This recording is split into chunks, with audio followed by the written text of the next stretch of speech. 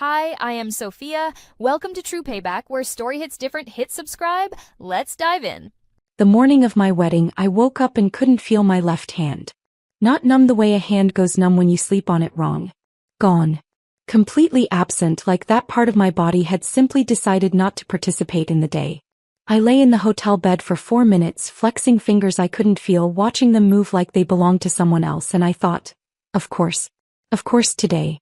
I pressed the call button for my nurse aide, Dina, who had traveled from Portland specifically to help me dress. While I waited, I did the things Dr. Webb had taught me to do in the first 3 years after my diagnosis, when panic attacks used to swallow my mornings whole. I breathed in for 4 counts. I named 5 things I could see: the ceiling fan, the white carnation in the vase on the nightstand, my wedding dress hanging on the closet door, the morning light coming through the gap in the curtains, Dina's tote bag on the chair by the window. I breathed out for 6. By the time Dina knocked, sensation had returned to 3 fingers. By the time she helped me into my dress, all 5. That is what my mother has never understood and what she has never tried to understand. That this is not drama.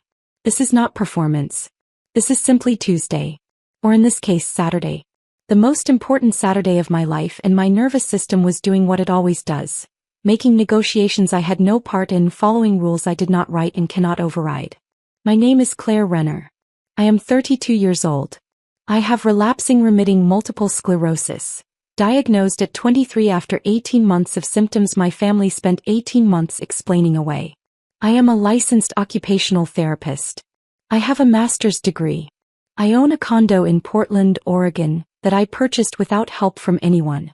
I have a best friend named Josephine who once drove 4 hours in a snowstorm to sit with me during a bad episode because I had made the mistake of telling her where I was. I have a garden on my balcony where I grow tomatoes that are never quite as good as I want them to be but are better every year. And on the morning of October 14th, I was 3 hours away from marrying Daniel Okafor, the most patient and infuriating and kind man I have ever known, in a ceremony at Hartwell Chapel in Eugene, Oregon, surrounded by 87 people who loved us. My mother had been trying to ruin it for 8 months. I should explain my mother.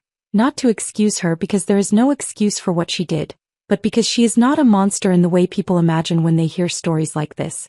She is something more complicated and in some ways more exhausting than a monster. She is a woman who has spent her entire adult life using other people's suffering as evidence of her own failure. Barbara Renner grew up the oldest of 5 children in a household where illness meant weakness and weakness meant burden, and burden was the worst thing you could be. Her mother, my grandmother Iris, who I adored and who died when I was 17, used to say that Barbara had been born apologizing for taking up space. She worked herself raw to be invisible in her needs and enormous in her usefulness, and when she married my father and had 2 daughters, she transferred that framework wholesale onto us. My sister Trisha got out early. Trisha is athletic, high-functioning, allergic to nothing, afraid of nothing, and built her life in Dallas in a way that required almost nothing from my parents emotionally. She was the model. I was the deviation. When my symptoms started at 22, the fatigue so heavy some mornings I could not lift my arms above my head, the visual disturbances, the pain that moved through my body like weather, my mother's first response was not concern. It was suspicion. I remember her standing in my apartment doorway the first time she came to check on me after I'd called in sick to work for 3 days, looking at me in my bed with that expression I would come to know like a language. The narrowed eyes, the slight tightening around the mouth, and saying, "You look fine to me." That was the beginning. Over the next 18 months, as I saw 11 different doctors and got 11 different non-answers and finally landed in Dr. Webb's neurology practice at OU, my mother built a parallel narrative. In her version, I was depressed. I was anxious.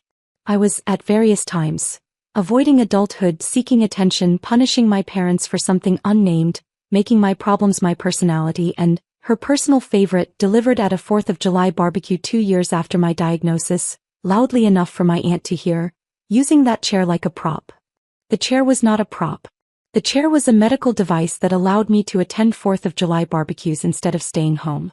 The chair was the thing that gave me back hours of energy I used to spend simply trying to remain upright, energy I redirected into my patients, my friendships, my garden, my life. The chair was the best decision Dr. Webb and I ever made together, and my mother hated it with a specificity that told me everything I needed to know about what she actually found threatening.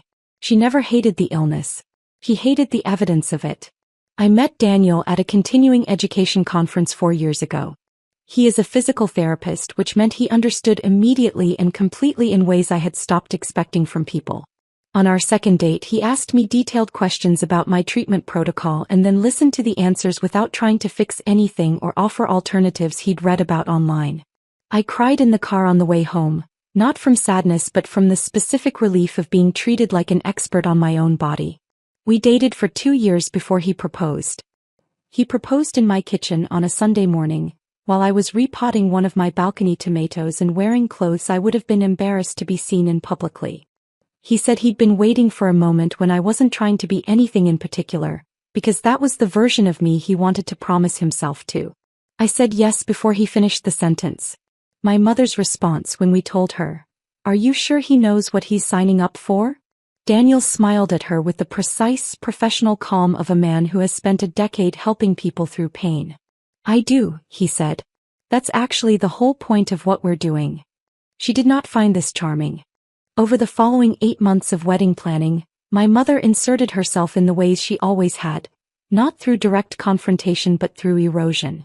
Small comments about the wheelchair and the venue's aesthetics. Questions about whether guests would be uncomfortable with certain accommodations. A phone call 2 weeks before the wedding suggesting with elaborate casualness that I might want to consider walking just the aisle, since everyone would be watching, and it would be such a special moment.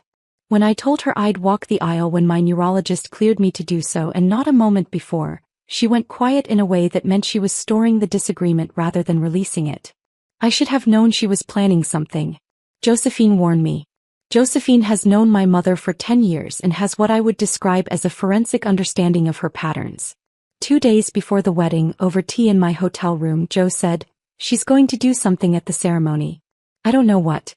But she's been too quiet." I told Jo she was projecting. I told Jo that whatever my mother's feelings, she would not disrupt my wedding in front of 87 people and a pastor she went to church with. Josephine gave me the look she gives me when she is being patient with my optimism. He was right. I was wrong. I should update the record on this. Dr. Marcus Webb had been my neurologist for 9 years. He is 61 years old, silver-haired, precise in his speech, and possessed of a particular kind of stillness that I have come to associate with people who have spent decades in rooms where the news is often bad. He does not offer false comfort. He does not minimize. In our first appointment, when I was 23 and terrified and sitting across from him with a folder of test results that had just redefined my life, he looked at me for a long moment and then said, "This is a hard diagnosis. You're going to have a hard year. I'm going to tell you everything I know and then we're going to make a plan." I have been making plans with Marcus Webb ever since. He came to my wedding because I invited him. Not out of sentimentality, though there is sentiment. You do not spend 9 years navigating a chronic illness with someone without sentiment accumulating. I invited him because Daniel and I had decided that the people at our wedding would be people who had actually shown up for us, in the real and specific sense of that phrase, and Marcus Webb had shown up. He had called me back on a Sunday evening when my vision went in my right eye. He had adjusted my treatment 3 times over 9 years as my condition evolved. He had written the letter to my employer during a bad relapse that protected my job and my health insurance simultaneously. He had, on one occasion I do not speak about often, talked me off a ledge that was not metaphorical. A conversation I had called him for at 11 o'clock on a Tuesday night when the weight of the diagnosis felt unsurvivable, and he had stayed on the phone for 40 minutes without once making me feel like a burden. He was seated in the 3rd row on the groom's side in a dark charcoal suit. His wife Eleanor was beside him. They had driven up from Portland that morning. He was not supposed to be part of what happened next. None of us were. The ceremony began at 2 o'clock. I waited in the vestibule with my father, who had managed, over the years, to fall somewhere between my mother's position and mine, not defending me exactly but not attacking me either, existing in the middle space of a man who had long ago decided that conflict avoidance was its own form of loyalty. He looked uncomfortable in his tuxedo. He looked more uncomfortable about what was coming, though I did not know that yet. The processional music started. Through the doors, I could hear the shuffle of 87 people rising to their feet. I could hear Daniel somewhere at the front of the chapel and I thought about his face, which is one of my reliable steadying thoughts. The specific way he looks when he is concentrating on something he cares about, the small line between his brows, the absolute focus. I thought, I get to marry that face in 4 minutes. My mother appeared. She came from the side door from the family staging area, moving with the particular velocity she gets when she has decided on a course of action. She was in the pale blue dress she'd agonized over for 6 months. Her hair was set. She looked from a distance, like any mother of the bride looks on her daughter's wedding day, composed and emotional and proud. She walked directly to my wheelchair and grabbed the handles. "Give me a moment," she said to my father, who stepped back. To me, in a voice pitched low enough that only those closest could hear, "You are walking down this aisle." Mom kept my voice level. "Let go of the handles. This is your wedding day. You are going to walk." She began pulling the chair backward away from the doors. "Get up. Mom. Walk down that aisle yourself or don't bother." Her voice cracked open louder now, past the threshold of the private. Heads turned near the entrance.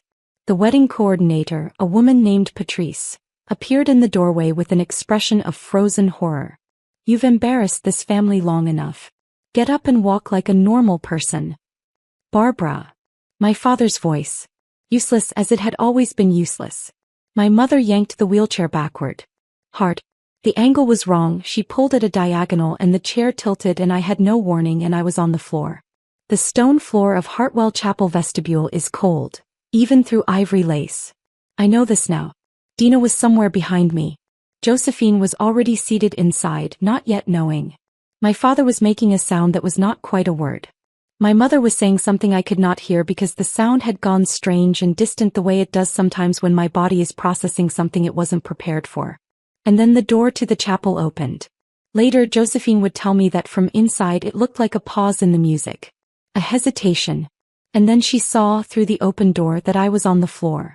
And she said she stood up. And then she said she saw Marcus Webb, already standing, already moving, his phone in his hand, and she sat back down because she recognized the look on his face and she knew she told me that it was handled. Dr. Marcus Webb came through that door, crossed the vestibule in 6 steps and crouched beside me. He did a rapid assessment with the efficiency of someone who has done this 10,000 times. Eyes, response, orientation. "Claire. Are you injured?" "I don't think so." My voice was steadier than I expected. "My hip. Maybe. Don't move yet." He stood. He turned to face my mother. She was still holding the wheelchair handles. She had not, I think, fully processed what had happened. There was something collapsed in her expression, something that might have been the first moment she understood that she had put her daughter on the floor of a church. Dr. Webb held up his phone. "I'm Dr. Marcus Webb. I'm Claire's neurologist. I've been her treating physician for 9 years." His voice was not raised. It was the voice he uses in examination rooms when he is delivering information that has weight. "I've recorded the last 45 seconds on this phone. What you just did constitutes physical assault of a disabled person under Oregon statute." The vestibule had gone entirely silent. Through the open chapel doors, I could see 87 people who had stood for the processional, now standing for something else entirely, facing the wrong direction. My mother said, "I just wanted her to." "I'm going to need you to step back from the wheelchair," Dr. Webb said. 8 words. Quiet. Absolute. She stepped back. What happened in the next 20 minutes is something I have replayed many times, not to punish myself with it but because I am still, I think, understanding what it meant. Dina and Dr. Webb helped me from the floor. My hip was bruised but functional. Eleanor Webb appeared with the quiet competence of someone who has spent 40 years married to a neurologist and has learned to prepare for unexpected things. She had a travel ice pack from her purse, which she pressed gently against my hip while Dina straightened my dress. Josephine materialized from inside the chapel, having apparently decided that 3 minutes was the maximum she could wait without information, and took up a position beside me that communicated, without words, that nothing further was going to happen to me while she was present. Daniel had been told by the pastor to wait at the altar. He was waiting. I knew this because Josephine had sent his best man a text that said, "She's okay. Stay with him. She's coming." My mother sat in a chair against the vestibule wall. My father stood beside her. Neither of them spoke. Dr. Webb spoke quietly with the wedding coordinator, and then with a woman I recognized as someone from the venue's event management.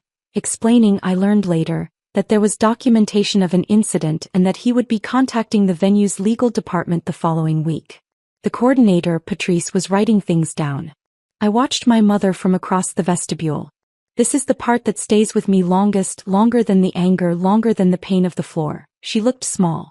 Not pitiful, I want to be precise about this, but reduced. Like the structure she had built around her beliefs about me had, in 45 seconds of video on a neurologist's phone, been demonstrated to be unsound. She was sitting inside the rubble of it, and I think she knew it, and I do not know if that knowing was the beginning of anything or simply the moment before she rebuilt the same structure somewhere else. I do not know yet. That's the honest answer. Dr. Webb came back to me. How are you feeling? Realistically. My hip is going to hurt tomorrow. I looked at the chapel doors. I want to get married. He almost smiled. Then let's get you married. We delayed the ceremony by 18 minutes. The pastor made a quiet announcement to the guests. A brief medical pause, everyone please be seated, the ceremony would begin shortly. And the extraordinary thing, the thing that still moves me when I think about it, is how completely the guests complied. 87 people sat down and waited, and when the doors opened again and the processional music restarted, they stood back up, and the sound of them rising was one of the kindest sounds I have ever heard. Daniel was at the altar. I had been right about his face. The look he gave me when the doors opened, I am not sure I have the words for it. It was not relief exactly, though relief was in it. It was something older and steadier than relief. It was the look of a man who had chosen this completely, including this, and was not surprised by this, and was still there at the end of the aisle waiting. I wheeled myself down. My arms were shaking slightly from the adrenaline. Josephine was in the front row with tears streaming, making no effort to stop them, which is very Josephine. My aunt, my father's sister, who has always been kind, reached out and touched my hand as I passed. When I reached Daniel, he crouched down so we were eye level, the way he always does, and he took both my hands and he said quietly, I heard you hit the floor. I'm okay, I said. I know you are. He squeezed my hands. You always are. I just needed you to know I heard it. We were married at 2:31 p.m. on October 14th. The ceremony was exactly as we had planned it. The readings we'd chosen, the vows we'd written ourselves, the song Josephine sang that made 3/4 of the room cry. When the pastor pronounced us married and Daniel kissed me, the room erupted, and I felt the sound of it in my chest like something being returned to me. My mother did not stay for the reception. She and my father left during the 18-minute delay. I learned this from Patrice, who told me quietly before I entered the reception hall that my parents had departed and that Dr. Webb's documentation had been formally noted in the venue's incident report. I sat with that information for a moment. I looked at the reception hall through the window, the round tables with their white linens and the candles I'd agonized over, and the photo display Josephine had assembled from my childhood through the present, which I had not actually seen yet and which I would cry over later when Daniel pointed out she had found a photo of me at 8 years old holding a tomato plant. I had imagined this night differently. I had, despite everything, despite 9 years of evidence, despite Josephine's warnings, maintained some small stubborn version of a future in which my mother and I sat at the same table and she looked at my husband and my friends and my life and understood something she had refused to understand before. I had not admitted this to myself, but it had been there, the way these things are always there even when we know better. It was not going to happen tonight. I understood that now. I do not know if it will happen. I genuinely do not know. My mother and I have not spoken since the wedding. It has been 4 months as I write this. My father calls every 2 weeks and the calls are careful and circular and do not arrive anywhere, but they happen, which is something. My sister Tricia flew in from Dallas for the wedding, left before the reception, and sent me a text the following day that said only, I'm sorry I didn't do more. I don't know what to do with her either. I wrote back, I know. Me neither. It was the most honest exchange we had managed in years. Dr. Marcus Webb filed a formal incident report with the Oregon Adult Protective Services, as he was legally required to do as a mandated reporter. He also provided his video documentation to a family law attorney I consulted in November, not because I have decided what I want to do with it, but because I want to have the option. I am still deciding. This is one of the things that did not resolve, that will not resolve cleanly, that I am carrying forward into a life that is otherwise, genuinely, in ways I did not always believe possible, good. The reception was extraordinary. I am going to say that plainly without qualification. It was one of the best nights of my life. The food was excellent. The toasts were funny and true. Josephine's toast was 7 minutes long and included a visual aid.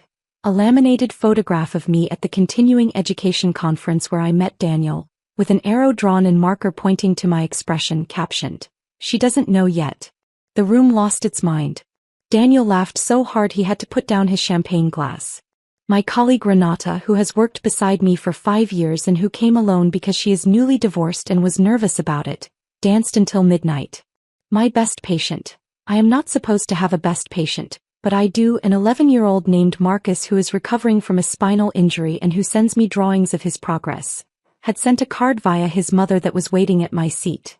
A crayon drawing of a woman in a wheelchair and a man standing beside her, and above them the words, in the large uncertain letters of an 11-year-old, "Congratulations Emrys.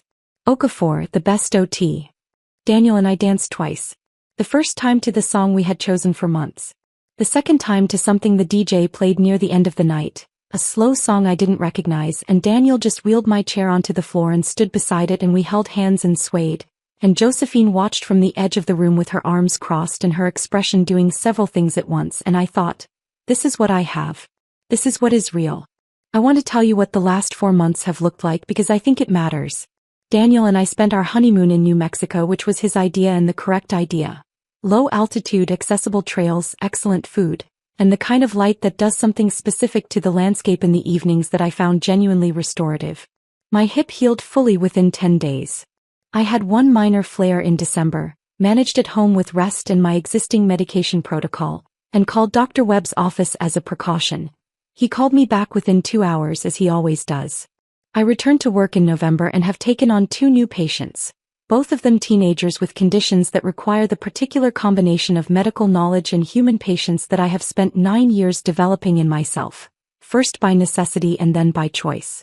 Working with them is, on most days, the best part of my day. My garden has tomatoes again. They are not quite good enough yet. They are closer. Josephine is getting a promotion at the architecture firm where she works, and I am trying to convince her to celebrate in a way that doesn't involve her downplaying it, which is her primary mode. We have a standing Sunday call that has not missed a week in 7 years.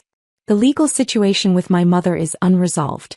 This is the part of the story that does not have an ending yet, and I have decided to stop pretending otherwise.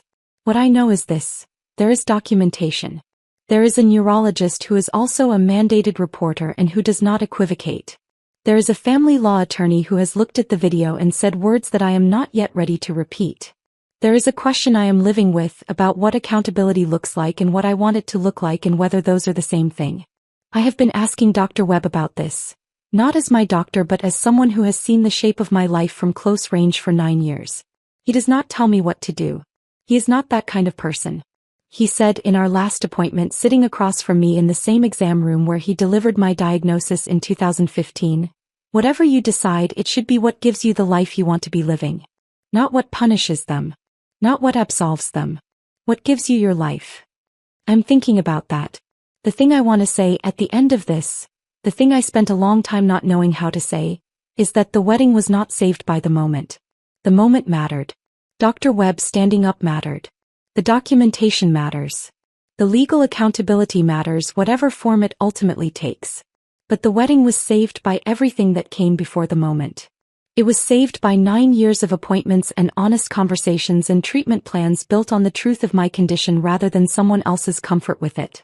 It was saved by Josephine driving 4 hours in a snowstorm. It was saved by Daniel asking me detailed questions on our second date and then listening to the answers.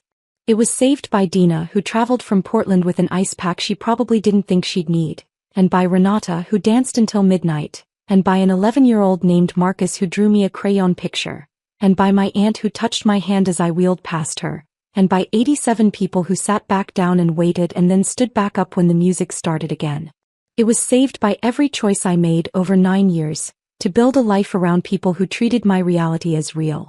My mother called it embarrassing. She spent years calling it embarrassing.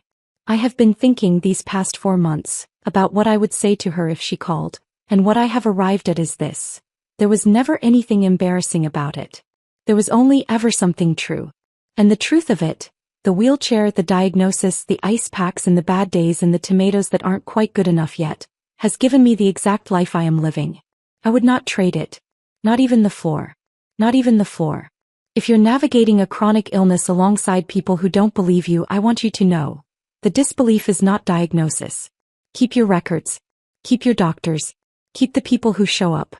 Build your life around what is true, not around what is convenient for someone else to believe. And if someone ever tries to tell you that your wheelchair is a prop, I hope you have a Marcus Webb in the third row.